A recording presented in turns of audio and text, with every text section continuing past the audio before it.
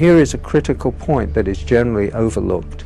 The anti-Semitism of the Nazis had a great appeal already in the mid-1930s to many Arab nationalists and Islamic fundamentalists. From the mid-30s, from 1936 on, Hitler and his propaganda sections made a great effort to win over the Arab peoples of the Middle East.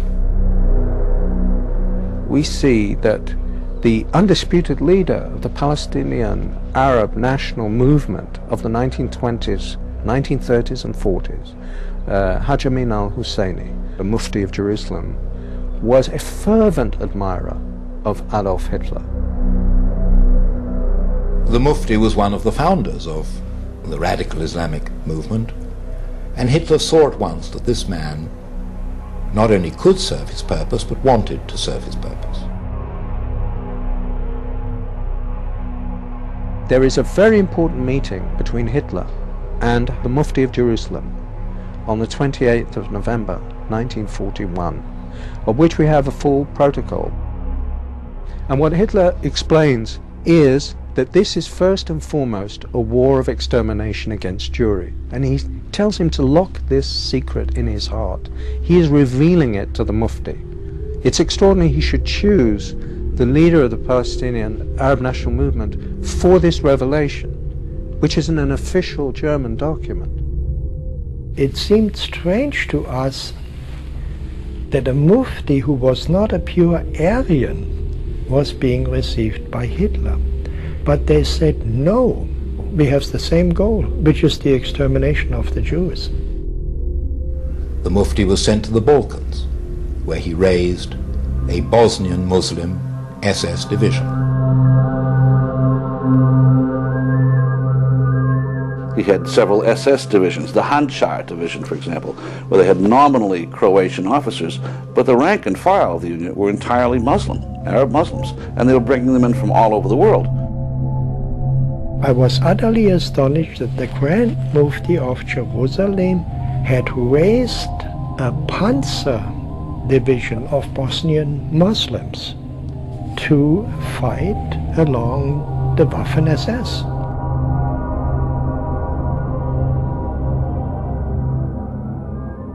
The fanatic Muslim world and Hitler both agreed that no ideology can exist beyond theirs. It's all-encompassing. A secular dogma like Nazism is less dangerous than this Islamofascism that we see today. It's less dangerous because Islamofascism has a religious twist to it. It says God the Almighty ordered you to do this, not the Führer, you know? So it is way more dangerous. It's trying to grow itself in 55 Muslim states. So potentially, you could have a success rate of several Nazi Germanys if these people get their way. Hitler's gone and dead. The German people are not the Nazis of 1944. But the Muslims have never wavered in their goal, which really is, if they possibly could, to kill all of the Jews. I'm convinced of that. If radical Islamic fundamentalists had their way, we would have another Holocaust. There's absolutely no doubt about that. If Al-Qaeda could produce it, they would. But what begins with the Jews never ends with the Jews, as the West and Europe in particular is slowly but surely beginning to understand.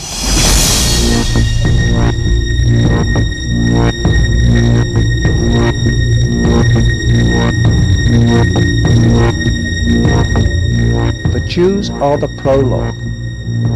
After the Jews come the real issues. Whatever happens to Israel,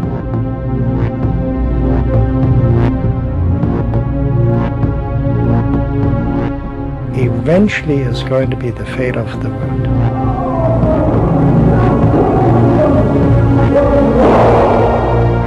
Israel presents the warning.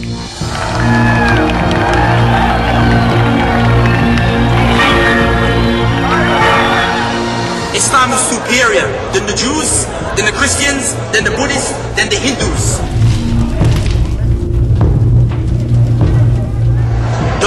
deen Allah accepts is Al-Islam. And whoever seek any other deen apart from Islam will never be accepted.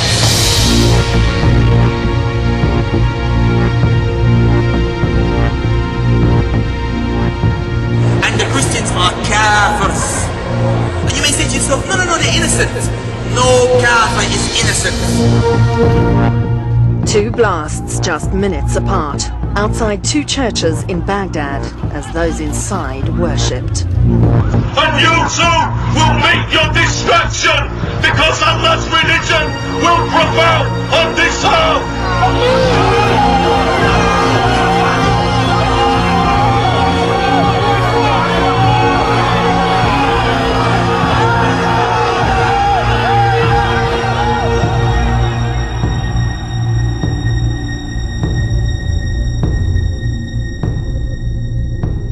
They've been very clear about it. They're the same as Hitler's goals, kill all the Jews, crush the democracies, destroy Western civilization. They wish to strike down the West. They want to defeat the West. They want to defeat Christianity. They want to defeat Judaism. They want to spread Islam in their own way. أن الله عز وجل أوجب علينا أن ننشر هذا الدين في الأرض كلها. It's very clear. We've heard it so many times from many Muslim leaders that they want to Islamize the world. پیام انقلاب پیام جهانی است، در جغرافیا و زمان محدود نمی شود. تردید نکنید که انشاءالله اسلام همه کجا رو فتح خواهد کرد؟ همه قله های جهان رو فتح خواهد کرد. قد حكمنا الدنيا وسيأتي يوم والله نحكم فيه كل الدنيا. سيأتي يوم نحكم فيه أمريكا، سيأتي يوم نحكم فيه بريطانيا، ونحكم فيه كل العالم. Radical Islamic groups want to see the world unified under Islam. It's only a matter of time until we rule Earth, until we control Earth. One day, this very flag will fly over the Parliament in London. We will see this flag that will fly over the White House, and we will see the Black House. The Kaaba will take over the whole world. Islam to the world. You will take over USA. You will take over UK. You will take over Europe. You will defeat them all. You will get victory. You will take over Egypt. We trust in Allah. Indeed, there is He who sent His messenger, Muhammad sallallahu alaihi wasallam, with the deen of Haqq, with Islam, to dominate all of our other religions, to dominate the United States, to dominate the world, even though the non-Muslims may hate it. Takbir, Allahu Akbar, Allahu Akbar, Allahu Akbar, La ilaha illallah. At the end of the day, Islam must control earth, whether we like it or not. It's a promise from Allah subhanahu wa ta'ala. It's a promise from Rasulullah subhanahu wa ta'ala.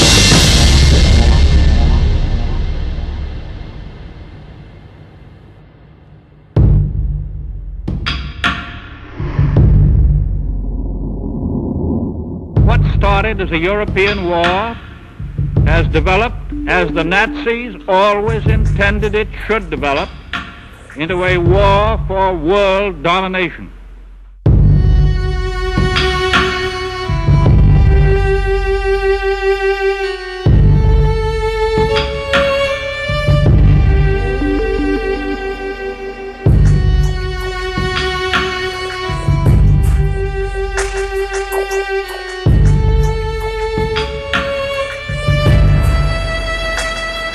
It is coming very close to home. Will our children too wander off in search of new gods?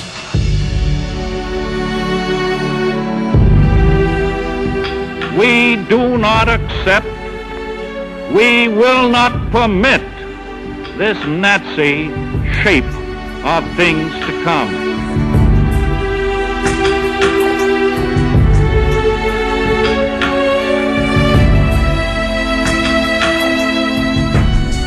We know that these people act in the name of Islam.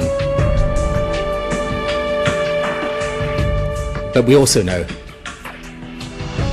that the vast and overwhelming majority of Muslims here and abroad are decent and law-abiding people who abhor this act of terrorism every bit as much as we do. So if they truly want to bring out the compassion and peace element in Islam, they really have to behave like it. They have to teach it in their schools. احنا ما نجحنا في أن نحبب أولادنا إلى الحياة. علمناهم كما قيل كيف يموتون في سبيل الله.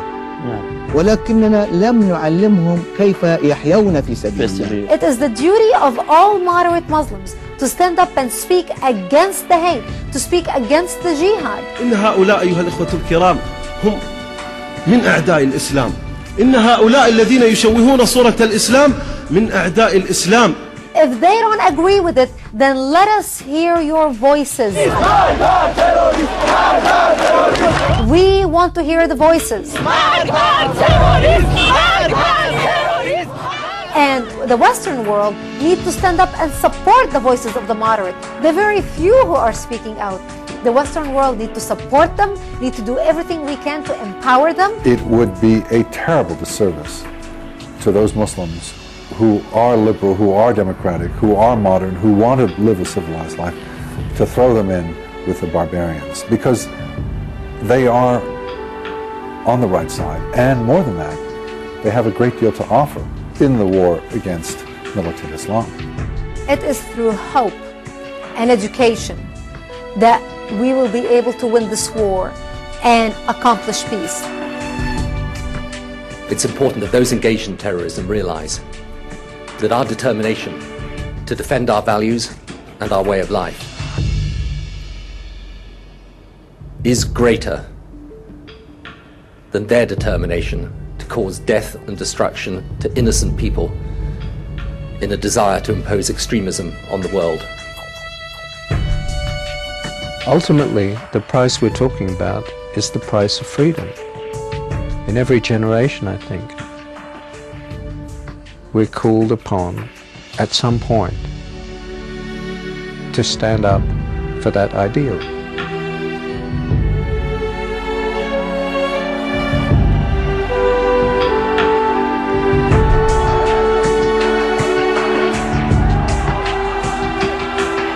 There is no evil that I'm aware of in history that has simply disappeared of its own accord.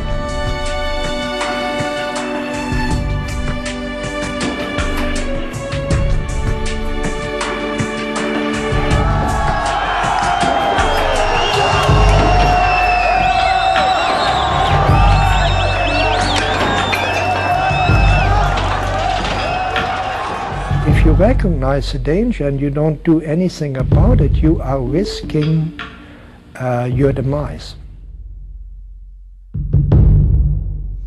We cannot claim ignorance anymore. Where evil triumphs, it is because there were not enough good people to stand up to defeat it.